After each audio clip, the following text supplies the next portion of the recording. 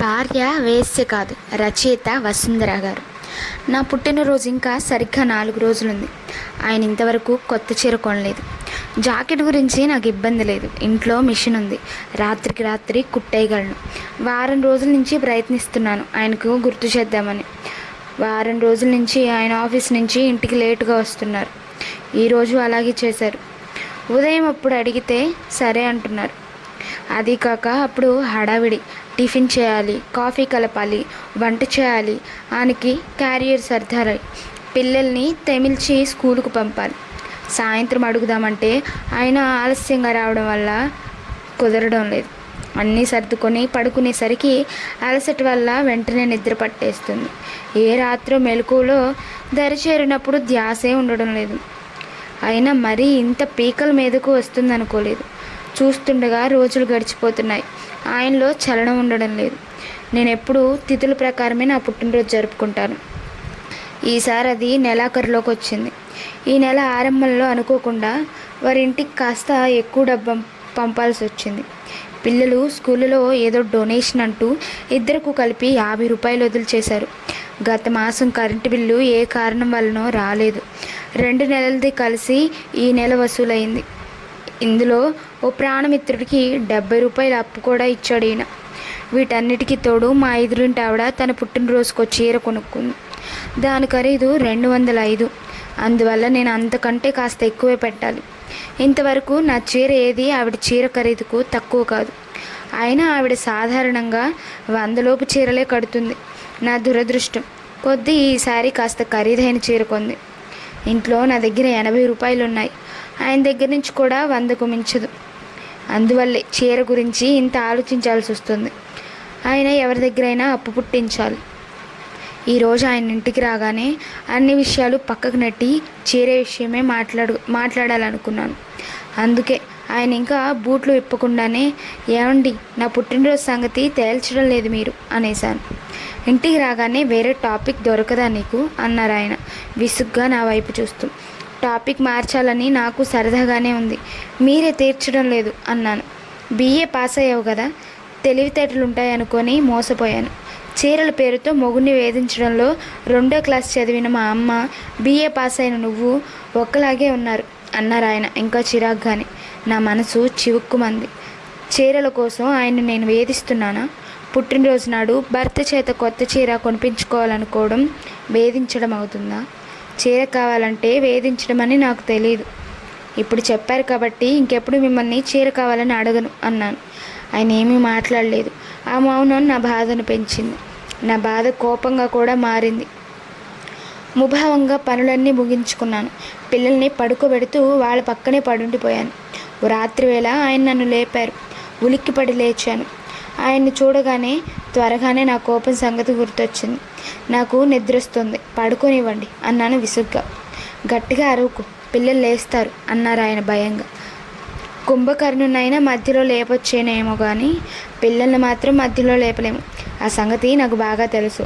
అందుకే మీరు వెళ్ళి పడుకోండి అన్నాను మళ్ళీ. నీతో మాట్లాడాలి అన్నారు ఆయన. పొద్దున్న మాట్లాడుకుందాంలేండి అన్నాను. రమా, ప్లీజ్, నాకు నిద్ర పట్టడం లేదు. నీతో అర్జెంటుగా మాట్లాడాలి. ఆయన ఏం మాట్లాడాలో నాకు తెలుసు. విననట్లుగా నటించి పడుకోబోయాను. ఆయన నా చేతులు పట్టుకొని, ఇవి చేతులు కాళ్ళు అన్నారు. ఇప్పుడు అలాగే అంటారు. చీరల పేరు చెప్పి మమ్మల్ని వేధించేదాన్ని, చదువున్న సంస్కారం లేని దాన్ని నాతో మీకెందుకు? నా మాన్న నన్ను పడుకోనివ్వండి అన్నాను. ఓహో, నువ్వు ఇంకా ఆ మాటలు మర్చిపోలేదా రమా? నేను మూర్ఖుణ్ణి. నీలాంటి దేవతను అలాంటి మాటలు ఎలా అనగలిగానో నాకు తెలియదు. చీరల కోసం నువ్వు వేధించడం ఏమిటి? నీకు చీరలు కొనేది నా సంతోషం కోసం. ఆ విషయమై నీతో కొన్ని మాటలు మాట్లాడాలి. ప్లీజ్ వస్తావు కదూ అన్నారు ఆయన. నేను లేచి ఆయనతో మా గదికి వెళ్ళాను. ఆయన తన్ను తాను తిట్టుకున్నారు. నన్ను ఆకాశానికి ఎత్తేశారు. రేపు ఆఫీస్ మానేసి చీర కోసం అప్పు వేటకు బయలుదేరతారట. డబ్బు దొరకగానే ఇద్దరు షాపింగ్కి తిరగడమేనట. సమయం అనుకూలంగా ఉండడంతో ఆయన ప్రవర్తనకు నా మనసు ఎలా గాయపడిందో వివరించి చెప్పాను. అప్పటికప్పుడు ఎన్నో షరతులు విధించాను. ఆయన తన తప్పులన్నీ ఒప్పేసుకున్నారు. నా షరతులన్నిటికీ అంగీకరించారు. నా మనసుకు ఎంతో సంతోషమైంది. ఆయన దగ్గరగా తీసుకుంటుంటే మనసు పరవశించి తను పులకరించింది. మర్నాడు ఆయన ఆఫీస్కి వెళ్ళేటప్పుడు, రమ, ఆఫీస్కి వెళ్ళి నేను డబ్బు కోసమే ప్రయత్నిస్తాను, డబ్బు దొరకగానే సెలవు పెట్టి ఇంటికి వచ్చేస్తాను అన్నారు. నాకెంతో సంతోషమైంది. ఆయన చీర విషయం ఇంకా మర్చిపోలేదు. మధ్యాహ్నం తీరుబడి సమయంలో ఒక నవల చదువుతున్నాను. అది ఒక వేశ్య కథ. కథానాయకుడికి భార్య ఉన్న వేశ్య వలలో పడతాడు. ఒకసారి వేశ్య ముత్యాల హారం కొనుక్కోవాలనుకుంటుంది. కథానాయకుడు డబ్బు లేదంటాడు. వేశ్య అతనితో మాట్లాడటం మానేస్తుంది. దరిదాపులకు కూడా రానివ్వదు. కథానాయకుడు తనకున్న ముఖ్యమైన పనులన్నీ వదిలిపెట్టి ఆ విషయమై ప్రయత్నించి ముత్యాల హారం కొని వేశ్య అభిమతాన్ని, ప్రాపకాన్ని మళ్ళీ సంపాదిస్తాడు. ఇది చదవగానే హఠాత్తుగా నాకు ఆ వేశ్యకు సామ్యం ఉందని స్ఫురించింది. రాత్రి నేను చేసిందేమిటి? ఆయన బలహీన క్షణాన్ని కనిపెట్టి నాకు అవసరమైనది చేయడానికి ఒప్పించాను. అంటే ఆయనకి నాకు ఉన్న సంబంధం ఏమిటి? పవిత్ర దాంపత్య పుట్టిన బంధం ఇంతేనా? తన అవసరం కోసమే ఆయన నా కోరికలు తీరుస్తున్నారా? భార్య అన్న ప్రేమాభిమానాలతో ఆయన నా గురించి ఏమీ చేయలేరా? నా శరీరం అవమానంతో కుంచుకుపోయింది.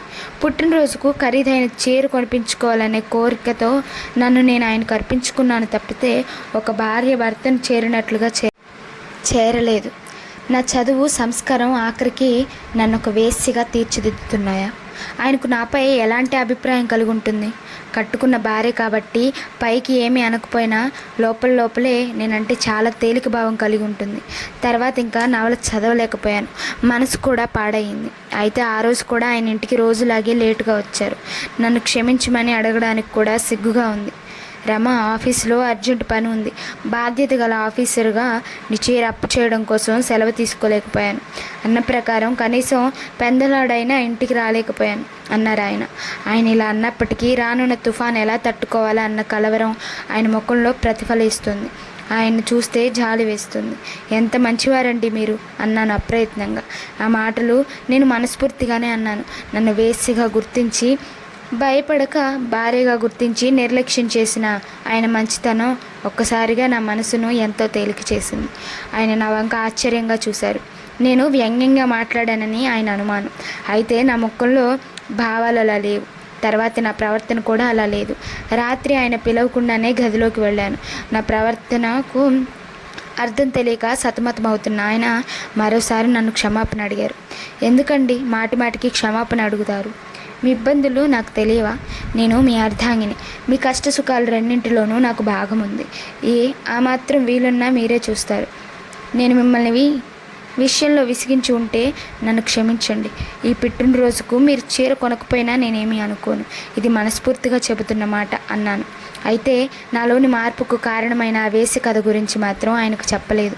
ఆయన నన్ను ప్రేమగా దగ్గరకు తీసుకున్నారు. ఒక వేశ్యలా కాక భార్యకు వల్లే ఆయన కౌగిలిలో కరిగాను నేను. ఆ మర్నాడు సాయంత్రం ఆయన డబ్బు సాధించి వచ్చారు. మేము షాపింగ్కి వెళ్ళాం. పుట్టినరోజుకు నాకు చీర, జాకెట్టు రెండూ కూడా అమిరాయి. ఇప్పుడు నేను గ్రహించినది ఏమిటంటే, పురుషుడికి సంబంధించినంత వరకు వేశ్యకు, భార్యకు చాలా తేడా ఉంది. వేశ్య అందకుండా దూరంగా ఉంటానని బెదిరించి తనకు కావలసినవి సాధిస్తుంది.